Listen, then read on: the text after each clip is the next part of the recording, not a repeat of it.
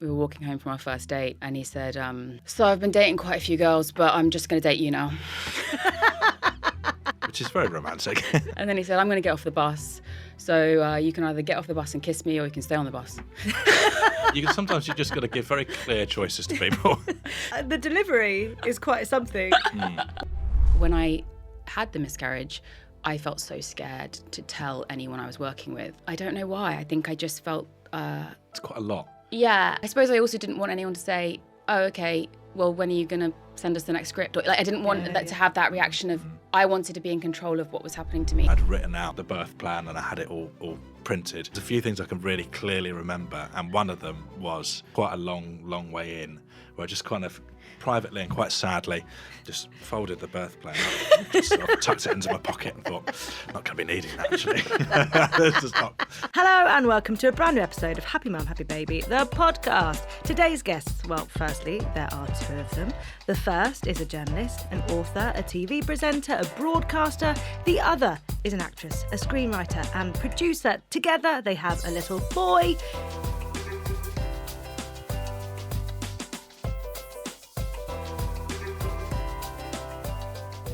It's Rick Edwards and Emer Kenny. Hello. Hello. Firstly, I've got to say sorry because usually I do extensive research and all is great. However, I have been binge watching Karen Pirie and I'm just looking forward to the journey home, to be honest, so I can get back onto my laptop and see what's happening. Oh. So I have been really lucky to be sent the second series. Oh my gosh. I love it. Oh, I love it so much. Thank you so much. So that's your creation? Yeah. How does it feel knowing that that's going to be heading out into the world? Daunting. I get really nervous. Do you? Yeah. Because I'm very tunnel vision when I'm making something. I kind of just do one thing at a time. So it has been the last 2.5 years of my life. And we have a child of the same age. Yeah. So. I have also raised the child sometimes. Yeah, so there's a bit of that. There's a little bit of child raising in there as well. But it's just been my focus for so long, and I put everything into it. So I just want people to like it and enjoy it. And yeah. It's a bit of pressure, isn't there, going into a second series of something, knowing that everyone's really enjoyed the first series? Totally. And I was really proud of the first series. And so I was really worried about matching it. And you're never going to match it exactly. Like it's going to be a different thing because they're based on books. And, you know, with the first one, I signed on to that book. And then the second one, it is the sequel. So I didn't necessarily choose it in the same way. So I loved it, but I kind of had to grapple with it a bit more. So yeah, it's the difficult second album. I hope we can do what the first one did. Fingers crossed. Well, you like it. And I like love it. Yeah. So that's two solid reviews already. Thank you. I've got 2 viewers. There we go. Yeah. Do you sit down and do you see anything before you actually see the finished show? I see a lot of scripts. Right. Okay. I see a lot of scripts. I think I read pretty much everything. Rick's really amazing. I think honestly, the most romantic thing that you do is, I mean, it's not technically romantic, but to me, it means a lot. Is that I really need Rick to read what I've written because I have a sort of anxiety that I will lose my mind in the middle of a script and write something insane. Right. And I need him to read it. Sense check everything. Yeah. You haven't gone insane. It's good. But you sort of have it a little bit on the radio where you're like, I could just say anything. Do you know what I mean? You get this like anxiety where you're like, what if I just say something really offensive or suddenly start writing in French? Impressive. Yeah, since I don't speak it. But Rick reads everything for me, and sometimes Rick will get up at 3:45 in the morning to go to work, and he will read the script on the way to work, or when he gets to work. Sorry, BBC. Well, I don't know that. Let's pretend I don't do it when I'm at work. Let's just say I've done it on the way in. And so then he can email me any thoughts before I wake up in the morning and start working. And so I find that like extremely. I mean, I just think you don't need to do that, and you do it, and it's very, very nice. So yeah, he's done a lot of reading of my. But you hadn't actually seen it. No. I mean, I guess I see bits and pieces that you send me, but I've only watched the first episode of the new series, and that was quite recent. It was in the last sort of week or so, wasn't it? Yeah, and I made him sit down alone to watch. And I was like, you're not allowed to get up or look at your phone. You have to watch it in one go. Which I did with relish. And it's I mean, very hard for me to judge, obviously, because I'm so biased. But I think it's brilliant. I'm an hour and 10 minutes into the second episode. And honestly... Still in. Are there only 3 episodes? Yeah. Good, because that's what I've been sent. If there were 4, I'd be complaining. Very angry. Because I feel like I can't cope. I need it now. I'd be protesting. It's just brilliant. Well done. Thank you. Genuinely. And to have that happening at the same time as having a newborn, to start working on that. Yeah. Did you know that you were going to have to start writing 12 weeks after? Well... So we got the green light for the second series when I was pregnant, and my big anxiety before we had the baby was work. How am I going to work? How am I going to go back to work? I need to go back as soon as possible. And I think I probably could have said no and pushed it. Yeah. But you don't know at that point what you're about to step into. Yeah. And I always felt like I would just, really need to be back at it.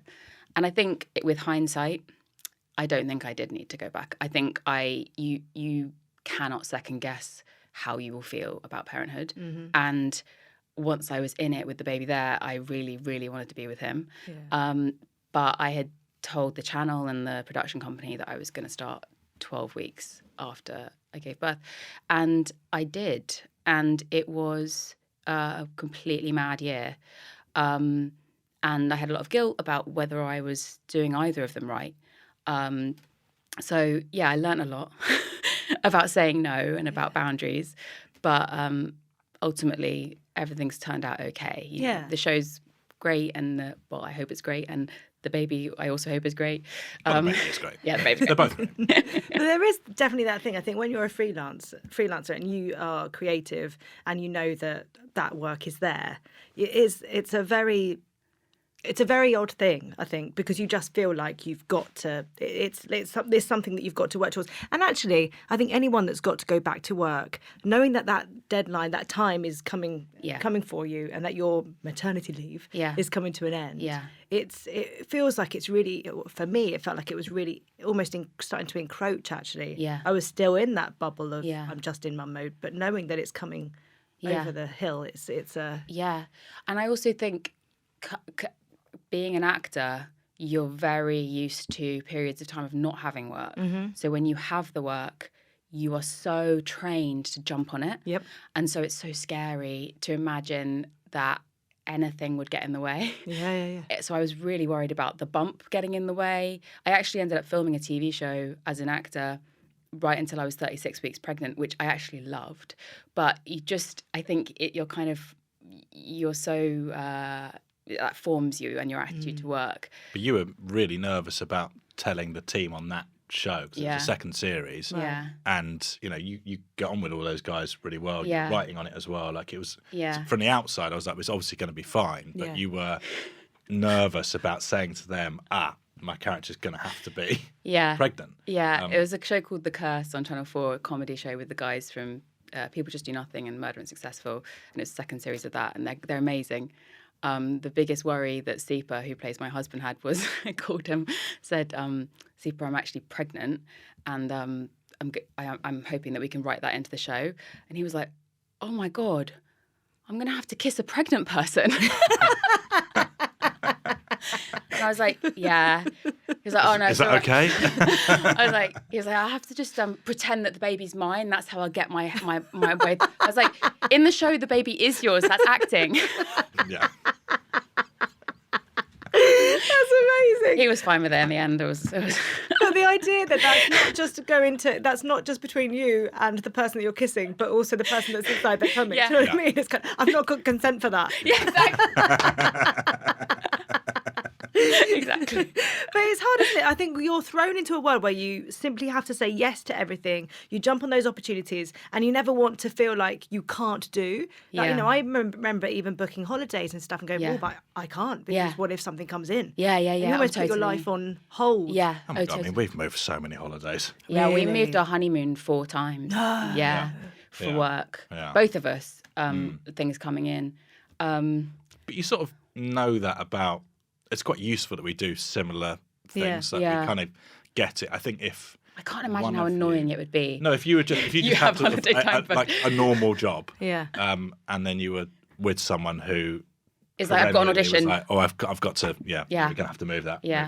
move it again. I think that would be quite Especially if frustrating. you're with someone who's got those 4 weeks holiday Yeah. and they've Yeah. booked it in. And that's they're it. Like, well, I'm Yeah. still Like going I to be have, off. yeah, Yeah. have But to now I'm do- not going to Well, Greece. Well, I am, so I'll have a nice time. Yeah.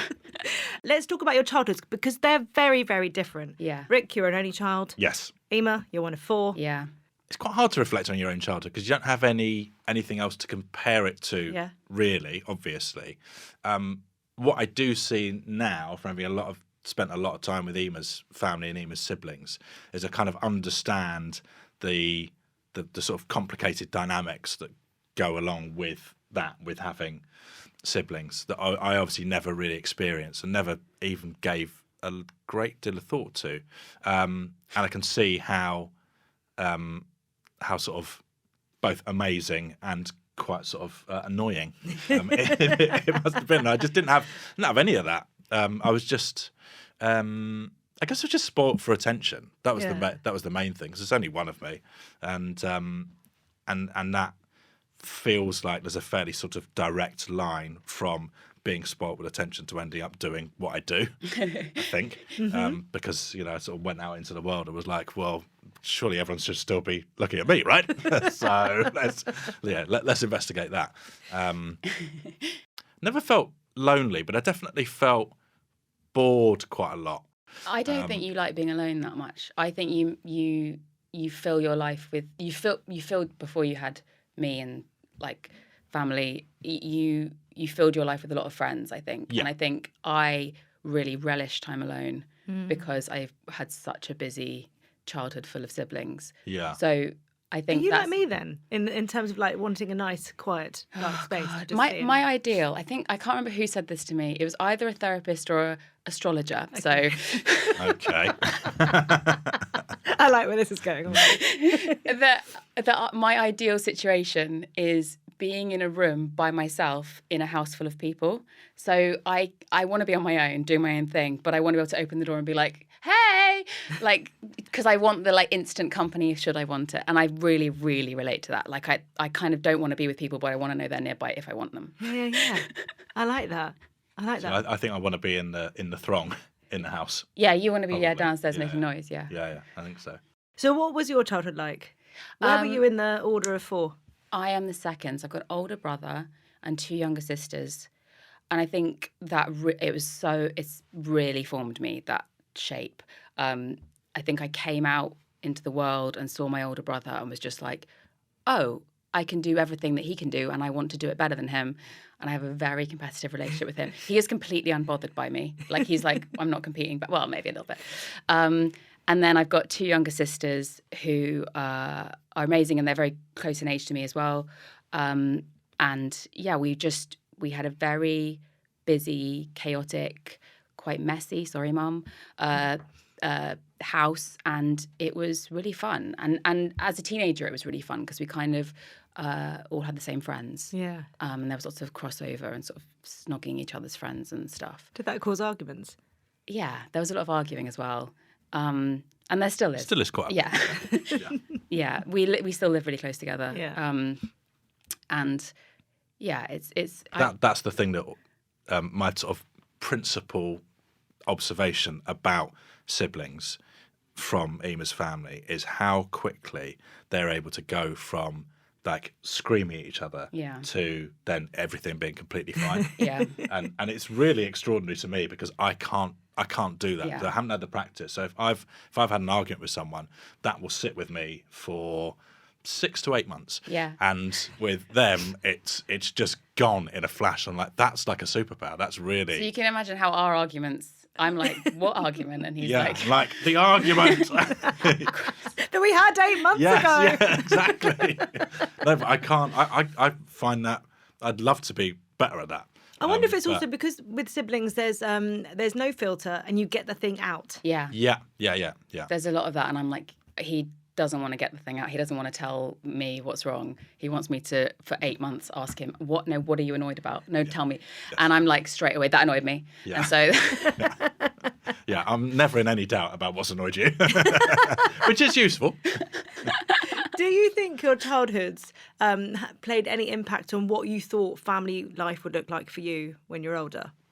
I think this is fair to say. When you meet my parents, less so my dad, although still slightly, people are always a little bit surprised because it's not immediately apparent where I've come from. Like, I'm quite different to them. Yeah. You're very loud and confident and like... Yeah, like it's sort of...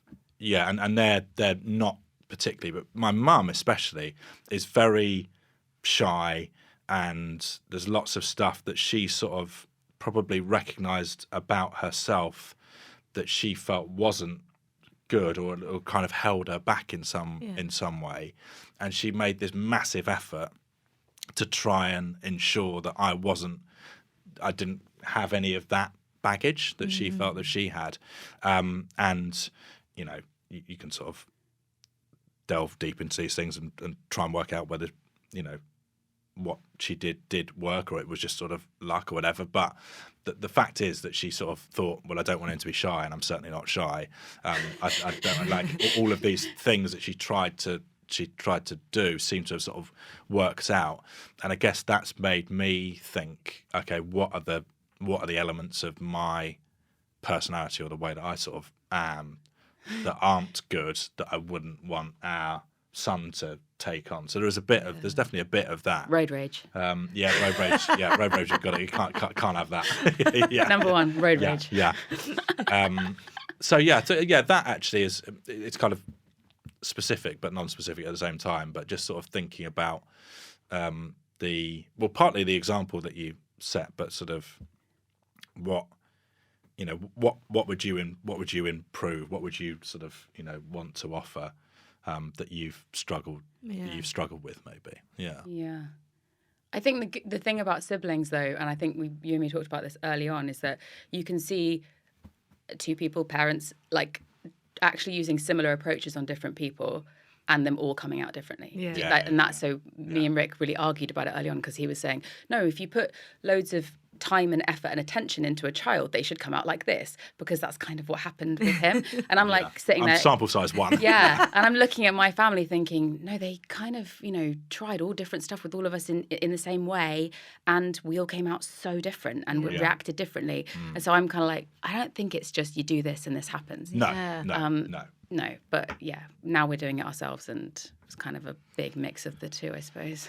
Also, the thing with your family is that it's so sort of like if you go to your mum and dad's house, there's always someone else already there, or someone will pop in, and it's very kind of it's very communal and sort of warm and informal, and I really like that. Like Rick will come to my parents' house and we'll all be there. Like everyone, it's lots of people in and out, and he'll just go upstairs and have a nap. Like that's the kind of level. And everyone's cool with like that. No one's fine. Like, where's Rick? It's like he just finds a bed and sleeps. Like, that's the kind of vibe it is. And so you have slotted in well. You can do whatever you like, and it's fine. Yeah. And that's that's really nice. I love that. Talk to me about how you two met, because everything moved quite quickly in the early days. I mean, I would say very quickly. Yeah. So we got a mutual friend who's a comedian, and we went independently to go and watch her do stand-up in Angel. Yeah. Yeah. And he walked in the room. Yeah. And I actually had a boyfriend, and he had recently had a breakup and was dating every woman in sight. Like half of them. 10 or 12? Yeah. Half the women is like, okay. 10 or 12. Jesus. It was not 10 or 12. It was more. You were having coffee with a lot of different women. It was more than it should have been. Yes, I accept that. We were both in. It wasn't the perfect moment to meet the love of your life, but for some reason he walked in, and I knew he knew my friend, but I no idea why I did this. I just put up a peace sign at him across the room. And I was like, sure. So I went and sat next to her. Came and sat next to me and said, hello, who are you? And we just sort of, I mean, we were quite mean to each other at the beginning. It was like, it was funny, but it was like kind of sharp. Just classic neggy stuff. Yeah. Isn't it? Yeah. And we were both, well, I was taken and you were, I don't know what you were doing. Taken by anyone. Anyone who'd have him. But we started messaging each other, like just insults really. And then it sort of ended up being that you were messaging me sort of from dates with other women, saying like, yeah, that's true. Yeah. This one can't tell the time. Yeah, that was true. And also I can't tell the time. I didn't tell you that. And then the thing is that my boyfriend had actually been trying to break up with me for quite a long time. He's been hanging on. Yeah, and well, I just didn't let him. And then Rick sort of walked in and was quite funny and tall, and I just thought, maybe I should let him break up with me, finally. So I let him finally get what he wanted, which was to break up with me. He was fine with that. I was fine with that. And then 6 weeks later, we were engaged. Yeah. Yeah. Yeah. Yeah, it's as simple as that. This is quite straightforward, really, isn't it? Yeah. Yeah, and that was, 12 years ago? So, yeah, I think at first people were like, let's just see if they are actually going to get married. They are completely mad. And it turns out we were not completely mad. No. Didn't you think it was just a case of, having dated everyone in sight? Just that thing of, Rick's like, please don't. Just that thing of actually, let's not muck around. Like, this feels like something completely different. Yeah. I mean, you can't really explain it because it doesn't make any sense rationally. But very quickly, I was just like, oh no, this woman's incredible. Like, I want to spend the rest of my life with her. So I guess I'll just ask her if she wants to do that. And it didn't. Like, I'm quite a rational person. Yeah. Generally speaking. And I just sort of completely put that to one side, and it didn't feel like a weird thing to do. I was just like, yeah, this is right, and everyone else in my life is just going to have to go along with it. What he actually said was, we were walking home from our first date, and he said, so I've been dating quite a few girls, but I'm just going to date you now. Which is very romantic. And then he said, I'm going to get off the bus. So you can either get off the bus and kiss me or you can stay on the bus. Sometimes you just got to give very clear choices to people. But, I mean, the delivery is quite something.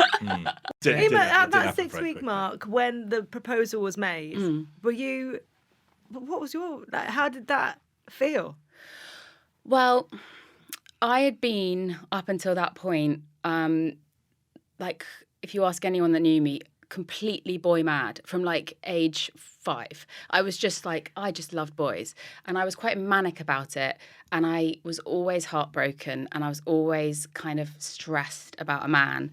And when I met him, I was completely calm. Yeah. Like, I was like, I just was, the noise of all of it, all of the anxiety about being loved or whatever, was just kind of calm for a second, because he just he said what he meant, and he did what he said. Like, he just said, I really like you, and I believed him, and I suddenly felt like, oh my God, I want to feel like this for the rest of my life. I want to feel like I'm with somebody with total confidence in themselves and with me, both. Yeah, in and with, yeah. And I think my family saw that, and were like, whoa, this is really different. Yeah. And so even though it was really quick, I think everyone in my world suddenly felt like, oh my God, she's found the right one. I think people in your world, like your agent, was like, hang on, calm down.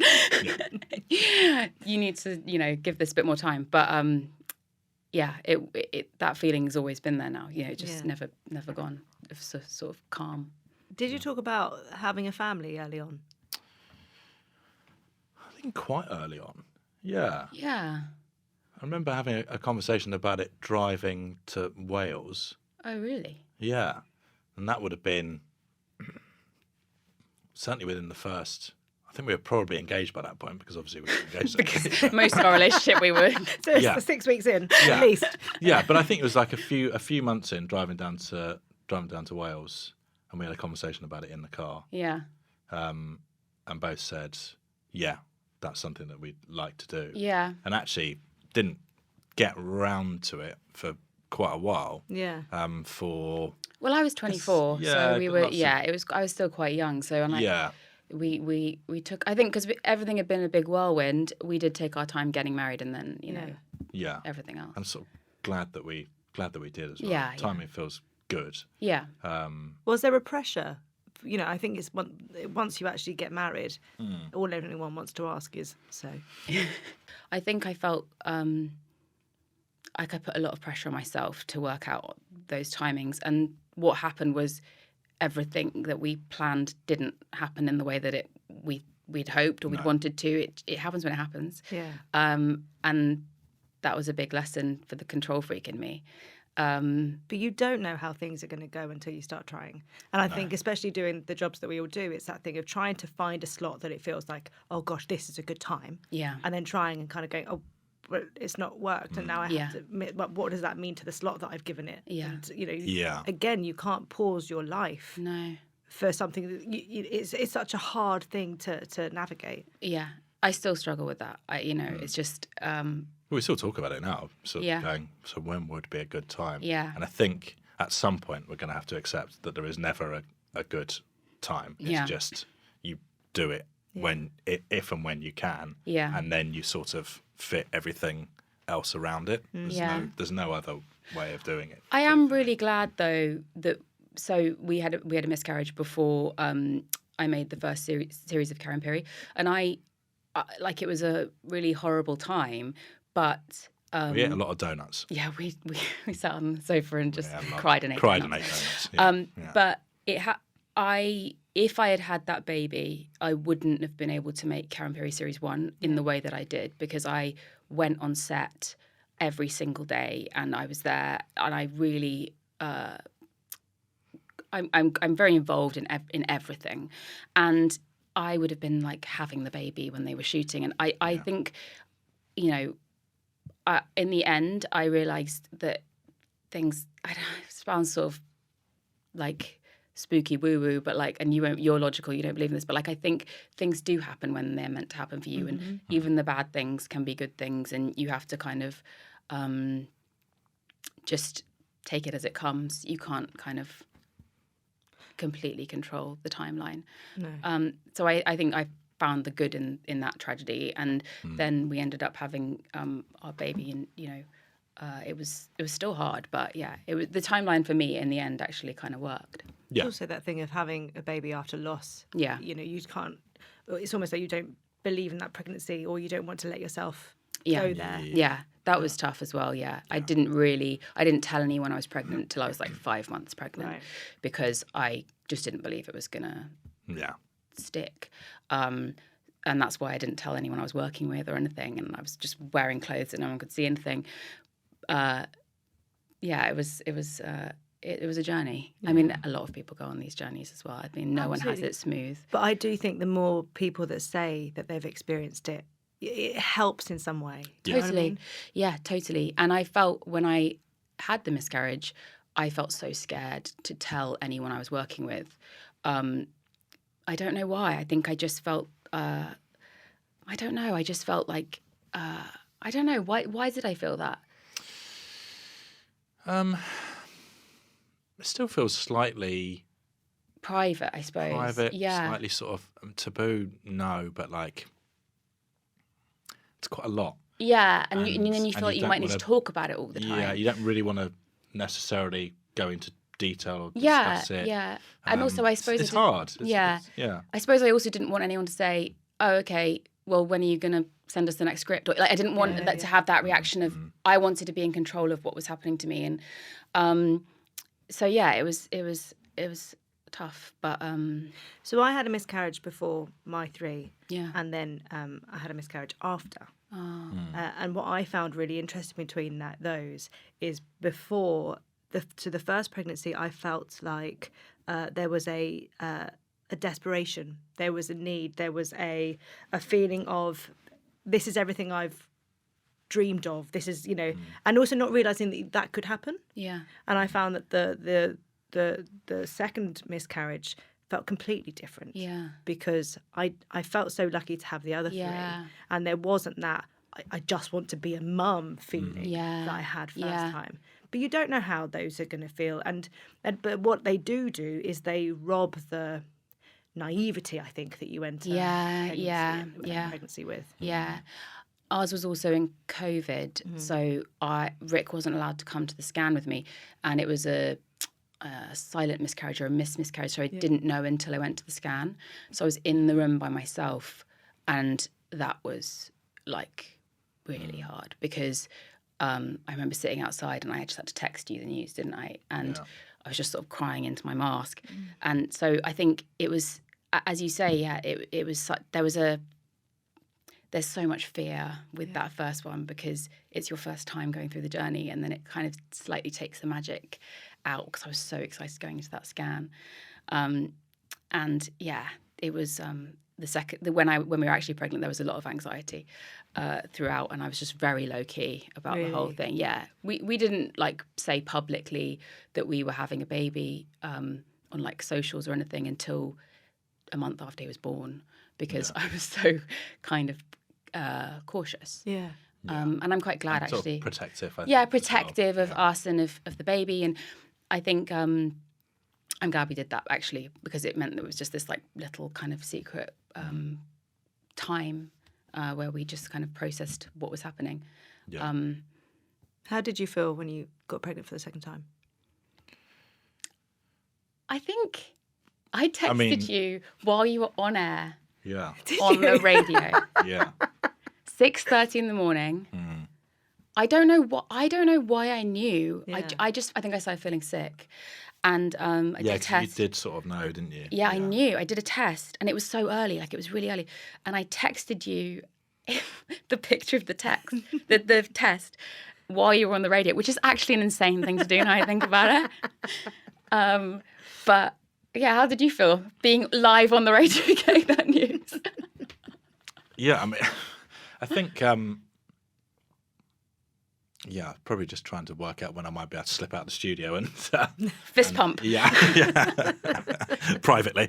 Yeah. I mean, obviously really excited, but then sort of nervous. You just don't quite believe it for a bit, do you? No. Yeah. And Also, it's one of those where, and this is so mad, isn't it? But it was a slightly like faint line. Oh yeah. It was a slightly So you're like. But I do feel like COVID yes. tests have helped us with pregnancy tests yes, now. Yes, you know what I mean? yes, exactly. You're like, no, it is still a line. So that's A line is a line. A line is a line. Yeah. Yeah. And also I was really sick. Like I was sick even when I was pregnant before, and then I was really, really sick with this one. So the first trimester was, I think we were happy, but I just sat on the sofa sort of green. Yeah. I remember once I asked Rick to make me pasta. I said plain pasta, completely plain, like nothing comes near it. And he put salt and pepper on it. I remember him bringing it. I could smell animal. I could smell the pepper. How dare I was he. like, salt and pepper, and I threw it back at him. No, I didn't. Yeah. Watch this. Well, how was that pregnancy? Because obviously you're trying to conceal it. You're trying not to tell people about it, but you're pregnant. So you're going to be feeling certain things. It was really there were two halves to that pregnancy. The beginning, which was awful. I was so sick. And then the second half, I was filming in Gran Canaria with 4 guys who were just amazing and raucous and fun and protective of me as well, and lovely. And I felt so like grateful to be doing the job I love, and particularly that job which I love doing, and to be pregnant. And I was just doing mad stuff, like my character was like crawling through the desert, crying, screaming, holding a dead man. And I just felt like I just felt like, wow, this is mad, and it's mad to bring this little guy on the journey with me. Rick wasn't with me; he was working at home, so I just felt quite strong and powerful. Yeah. Like, oh my god, I get to do all this stuff and do this. So it was a really different, beginning and end. Do you feel like pregnancy changed how you perceive your body? I think maybe the birth more than the pregnancy, because I think with birth, my mum, she had 4 kids with no drugs. 3 of them were home births. She was very she talked to me a lot about birth, and I had sort of expected that was what it would be for me. Right. And obviously, everything you expect goes out the window, and it's a completely different journey. And that's not my experience. When I got there, I tried for 40 hours without drugs, and then ended up having an epidural, which was the best half hour of my life. Really? Oh my God, it was amazing. What did we eat? A panini. We ate paninis. It was a real highlight. I hadn't been able to eat for 40 hours because I'd been it was just nothing stayed down. And so I had the epidural, and that was blissful. Sweet relief. Yeah.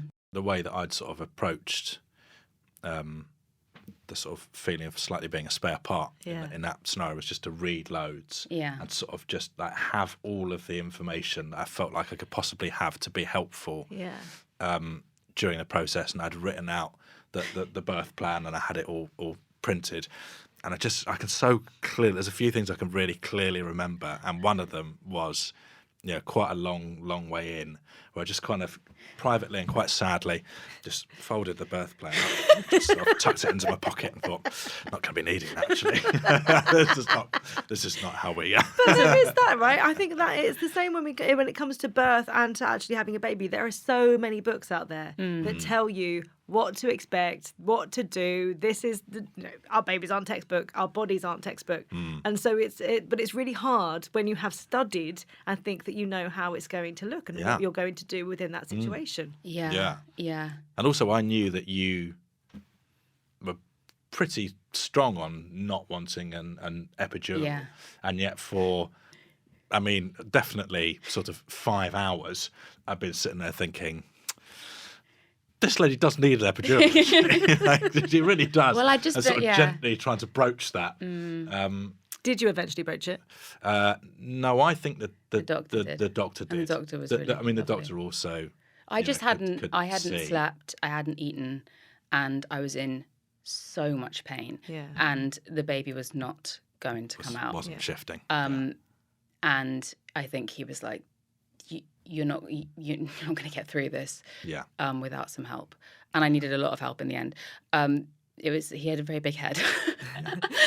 But in the end, it didn't matter at all that I had the epidural, and it didn't matter at all that I tried to push 40 out.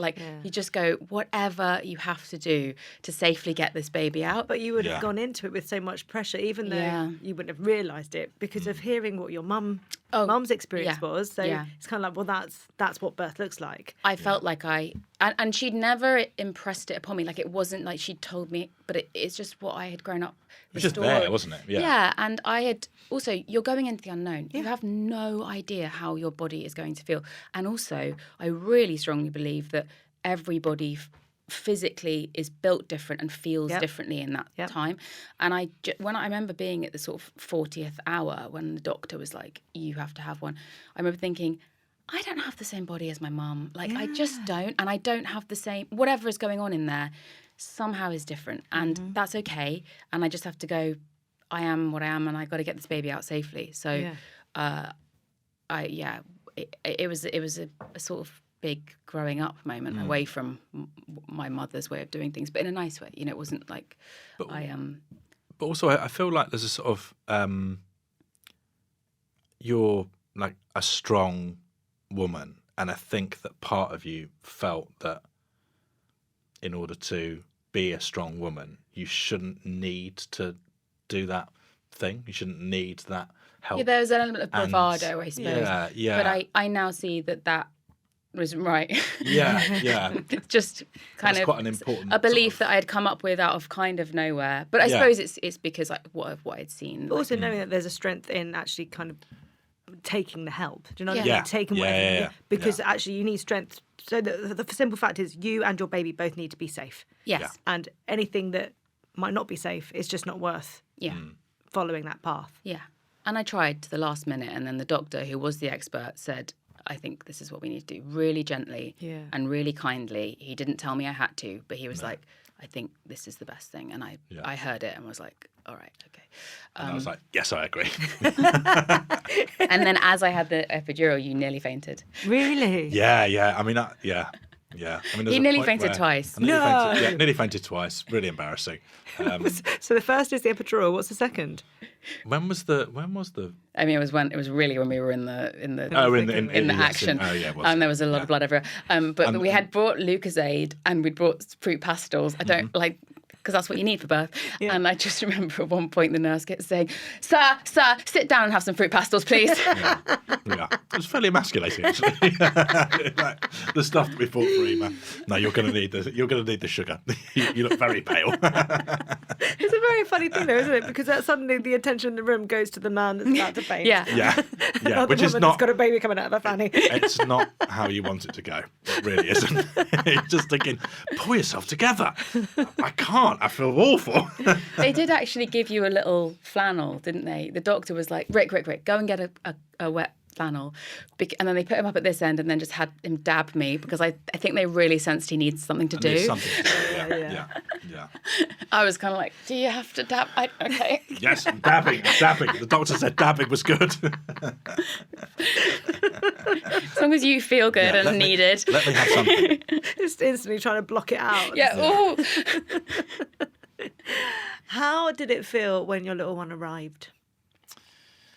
We had a little bumpy start. He was in Quite surreal, wasn't it? I think. neonatal ICU for the first 5 days of his life because he had a little lung infection that he caught immediately when he came out into the world, apparently. So it was really surreal. Yeah. I mean, in some ways, I sort of loved the safety of the hospital because I was there with him for 5 days. And whilst we were really worried about him, we knew we were surrounded by people who were kind of knew what they were doing. Going to look after him and me and you with your fruit pastels. And so when we actually came to leave and he was fine, I didn't want to leave. Yeah, that was quite scary, wasn't it? I was so scared to go home because then it meant parenting actually had to start. Yeah. And it was nice when we got home, but I remember putting him on the sofa and he just looked so small. Yeah. And I realised he's here now. He's not going to Now go away. It's not going to go away. So after, that's a long 5 days in hospital, and then knowing that you've got to come back at 12 weeks, that's already eating into your sort of time together. Yeah. Do you feel like you had time to sort of settle into what motherhood and fatherhood looked like? And how long did you have off, Rick? So I had I originally had taken 3 weeks off, and then because of the 5 days in hospital, I took another week. So it was sort of 4 weeks in total. And I'm really glad that I took the extra week. Sort of now think should have taken a bit more. Should have just taken as much as I possibly could. Yeah, you were really sad going back, weren't you? Yeah. And also because Rick's job is the hours of it are crazy. Yeah. Because it's 3:45, he gets up and is on air at 6. So our house at night was so busy because I was with the baby and you were getting up. It was just such a weird blur of a few months. And night times can be quite. For me, I feel like they're the really hairy times. Once he had to start leaving at 3:45. It was like survival to just get to when he came home. Yeah. Just being alone with that little baby and in the middle of the night, it was just, surreal. Which feels really bizarre to think, right? But it totally is. Yeah. And there's so much now about, you've got to enjoy every moment because it goes so quickly. Yeah. But it's really hard to enjoy it when you feel like you are in survival mode. Yeah. Yeah. And you're also just desperately trying to work out what's wrong with them because they're crying. We just worried. Yeah. A lot. Yeah, and he would have reflux, or he would be, he wouldn't want to breastfeed like that, or he would need. And now I look back and I think he was totally fine. There were little things to work out here and there, but I think maybe him starting in the hospital had made us quite, just careful to make sure that we checked in on everything. Yeah. And we were very sort of like looking everything up and trying to work everything out. And I think, if we had a second, if we were lucky enough to, I think I would be more relaxed because you just know that not everything is a problem. He might just be a bit sick that day. Do you think motherhood has impacted, or fatherhood has impacted how you approach your work? Yeah. I'm so much more efficient. I'm so laser focused. I feel like, on a day-to-day level, but on a sort of year-to-year level, I'm like, I really want to get this done because I want to have another baby. Or I really, I feel like it's really made clear what I want from work, and I want to have a weekend with a baby now and with you, and I want to have time as a family. Felt like an afterthought there. Yeah, you can come. And he wants to go to the playground. So we're going to the playground. Yeah, we're going to the playground. So it's made me, I always thought it would have it does make working harder, but in some ways it's just made me kind of more ferocious in it as well. Yeah. Thing for me where, because my radio show is, current affairs and news, I think I get very sort of keenly affected by any story that has any sadness associated with children. Yeah. Like, I really struggle with it. It's not very helpful when I'm trying to do my job, but it just sort of, I guess it sort of supercharges your empathy in some way. Do you feel like you have to almost try and control that? Yeah, and not always successfully. Yeah. Which is okay. I think that I think the listeners sort of understand and respect if you get emotional about something, because it feels like quite a sort of human response, but you can't be doing it the whole time. I think it's quite powerful when you get emotional on air, because particularly as a man, I think you've cried talking to people in vulnerable positions or in war zones, and I've listened and I think as you say, you can't do it all the time, because that would be a lot, but it's human and it's quite powerful. It's I think I've always it's always been there, but it just feels very close to the surface now. And, there's a lot of terrible stuff happening in the world. A lot of it involving kids, and that. Yeah, I find that tough, I think. One thing you are really passionate about is getting younger people voting and getting more politically aware. Yes. Which I sort of I came to in quite a weird way, I think, and quite late. So I was never, as a kid, not politically engaged at all. Never, like, it's not something that me and my mum and dad spoke about.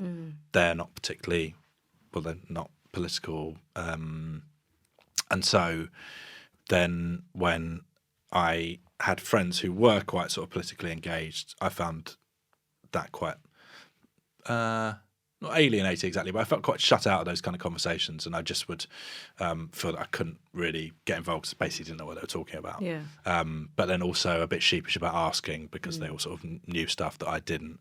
And then I got a job hosting, what was effectively like Young Voters Question Time. It was called Free Speech on BBC Three, and I sort of liked the idea of doing a lively debate show, really, and then realised I'd obviously need to sort of get my head into politics as well. So I sort of tried to learn about it.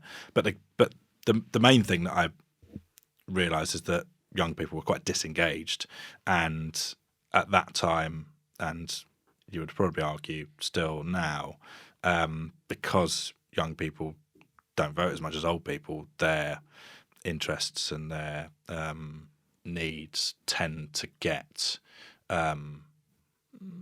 marginalised. And I thought, well, this feels bad. And I just kind of felt like, okay, well, maybe there's some stuff you could try and do, and maybe I have an interesting sort of perspective on it, because I'm not coming at it from the angle of someone who's like super super political for their whole life. And very much someone who's kind of coming late to it. And so I tried to I did a TED talk about it, sort of put forward some ideas, and off the back of that wrote a book to try and help.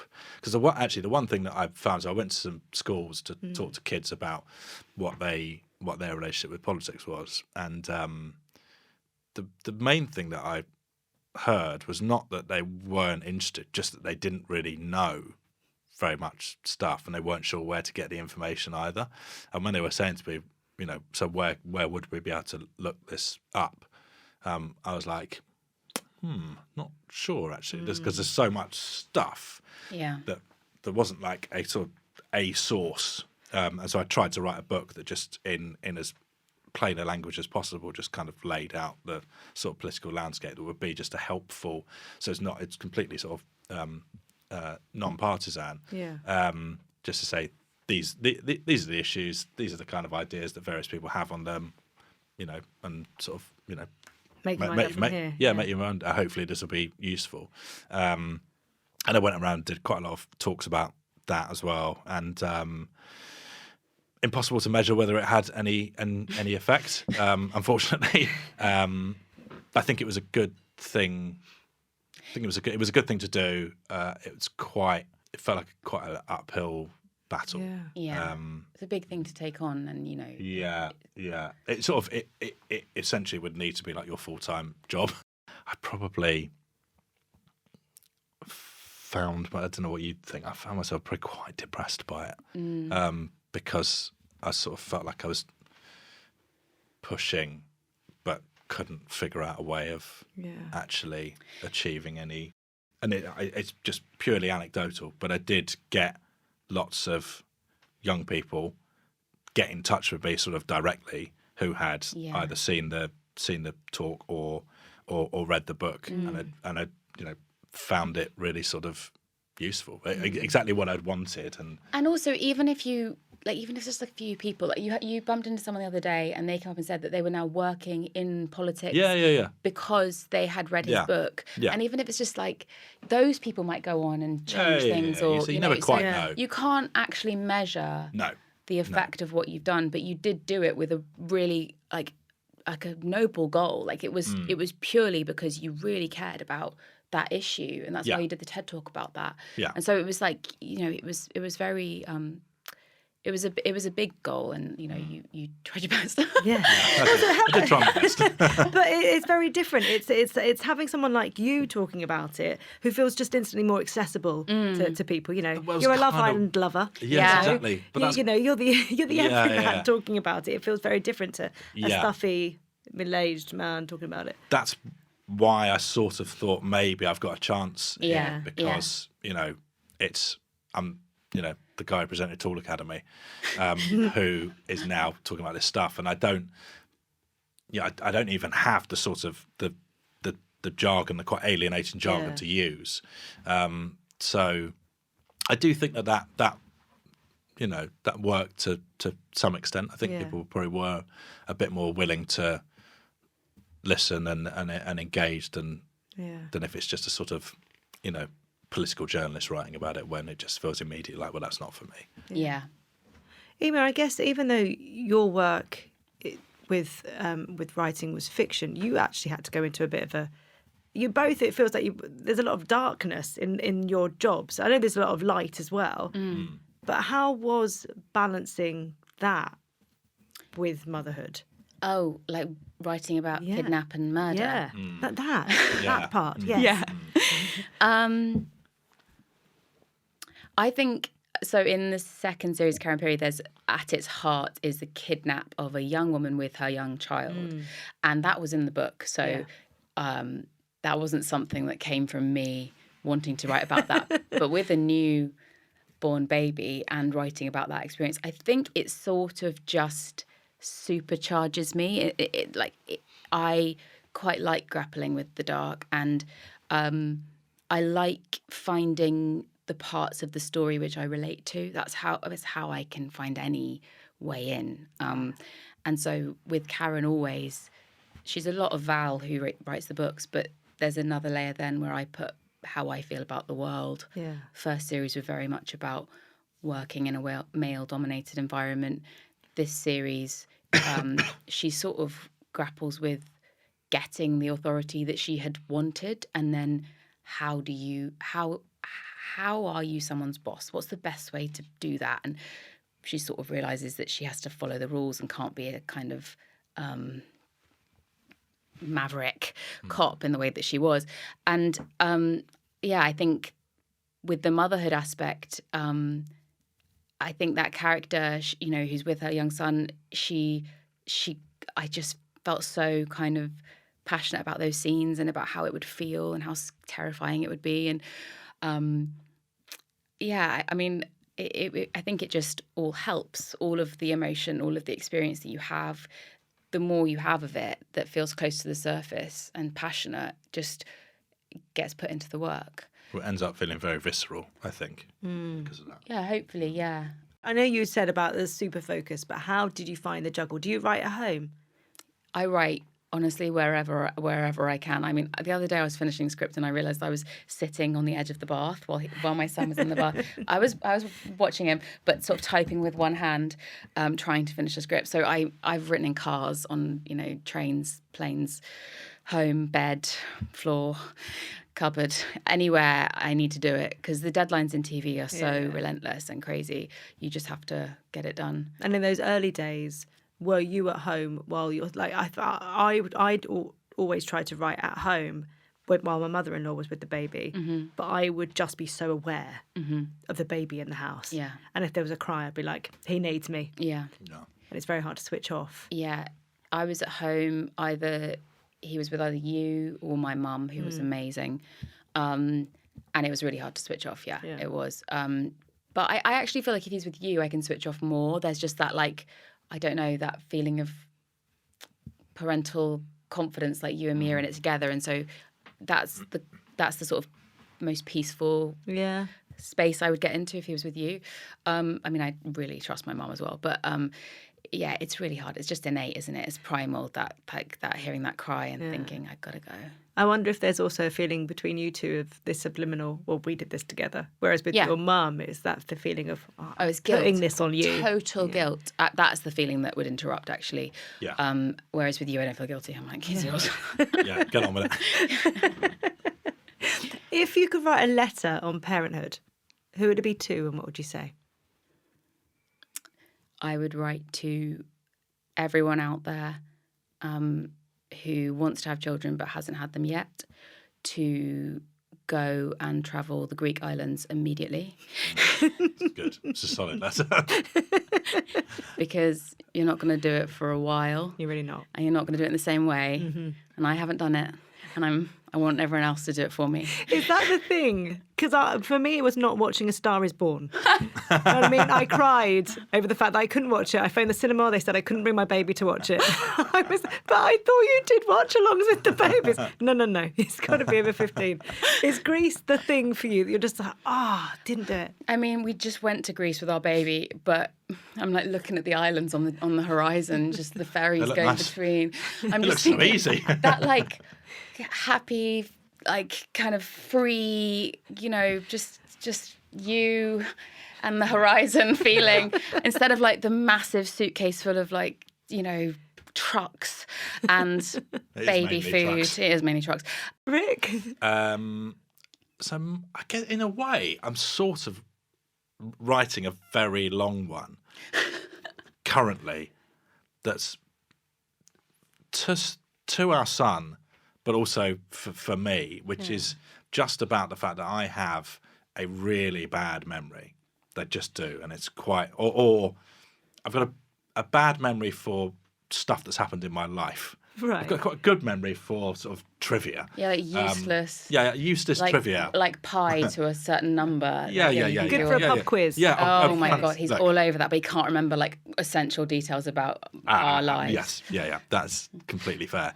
And I was like, oh God, I don't want to forget anything about this. And so I've just been writing a kind of journal that is, it's like partly addressed to him, but sort of about what he's up to, but is really for me so that I can read back over it. You're like Meghan Markle sending 8 million emails to her children. Did you see that? I try not to compare myself to Meghan Markle too much. She emails her children. But I do love to make jam. What's your fruit of choice in your jam? I love it. But I suppose at some point I will show it to him. Yeah. And hope he can read my writing. But it's Hope he can read. Can't read yet. Big yet. Yeah, and hopefully it'll be quite funny for him to look back on. I think it will. Don't know. Yeah, hopefully. Stuff like he currently calls his water pistol his water piss pool. Yes, he does. Yeah. And he's just started.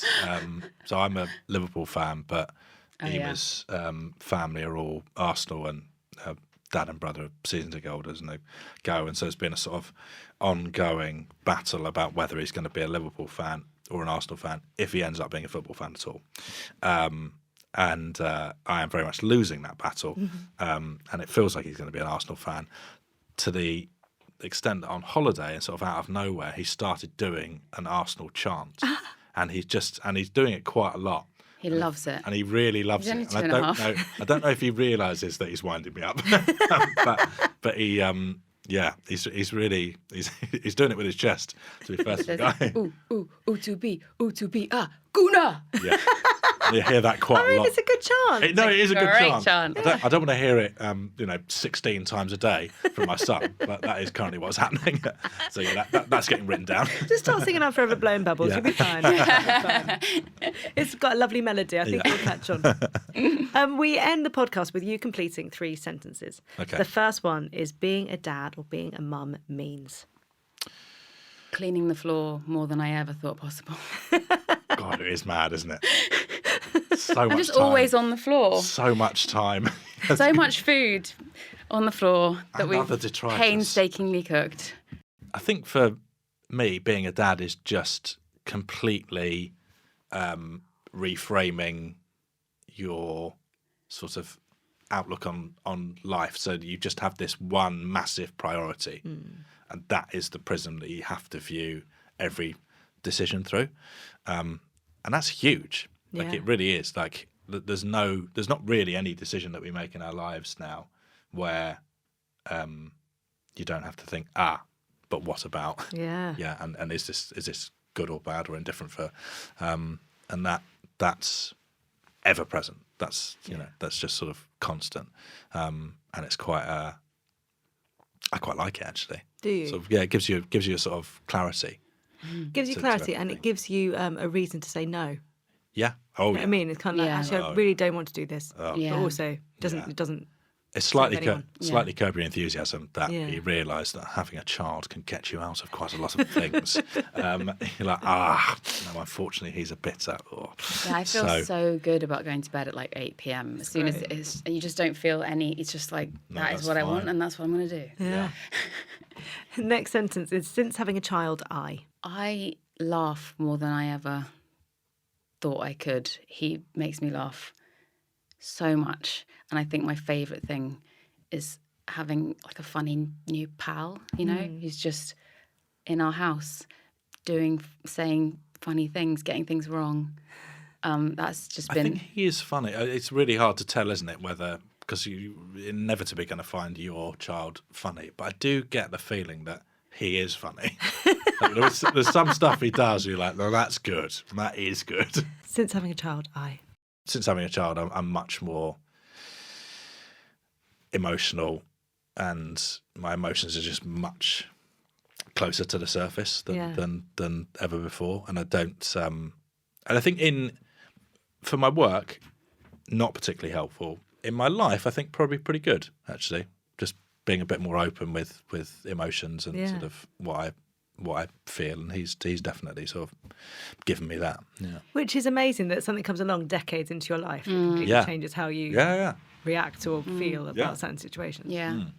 You're really protective as well. So if like another kid in the playground like pushes him or anything, you have to really I don't know how you're supposed to deal with it. you have to really hold yourself back, don't you? Yeah. We're still feeling our way through that. Yeah.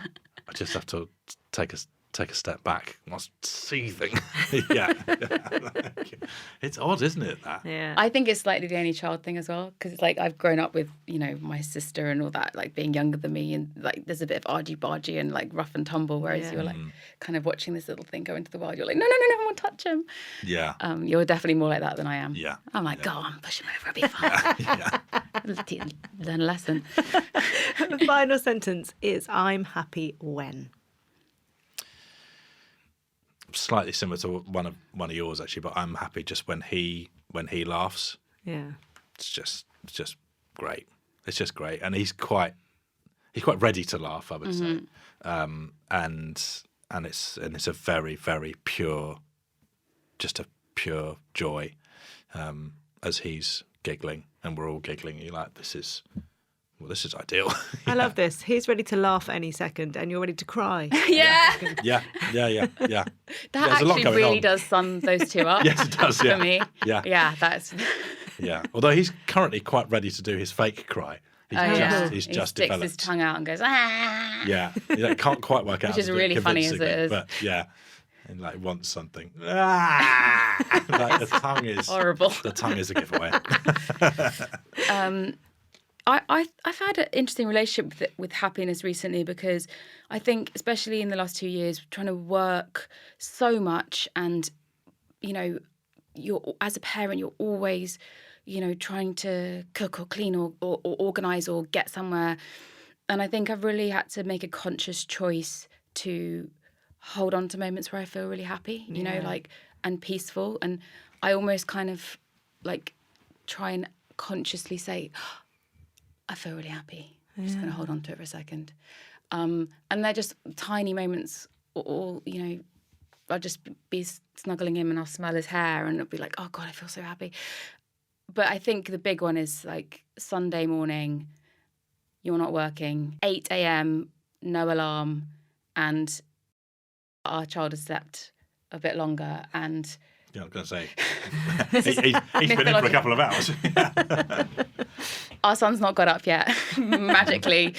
And then he comes in and we get to cuddle him. I'm like, those are those moments where I'm like, oh wow, this is so simple, and there's nothing, that special about it yet. It feels so special. Yeah. I try and like really just soak that up and let it sit there. So yeah, that's happiness for me. Let him know about this 8 a.m. thing. Yeah, this never happened, by the way. It will be. That's a dream. But when it does, wow. Thank you both so much for coming in. I love the fact that we've had you both as well. That's been really lovely. I love it with couples because you can kind of bounce memories off of each other, and I love that. And thank you for giving me the gift of Karen Pirie. I cannot wait to get in the car and carry on watching. Thank you for watching it. And thanks for having us. Yeah, it's been really fun. Yeah. And it's the 20th of July that is out, right? Yeah, Sunday, 20th of July, 8 p.m. on ITV and ITVX.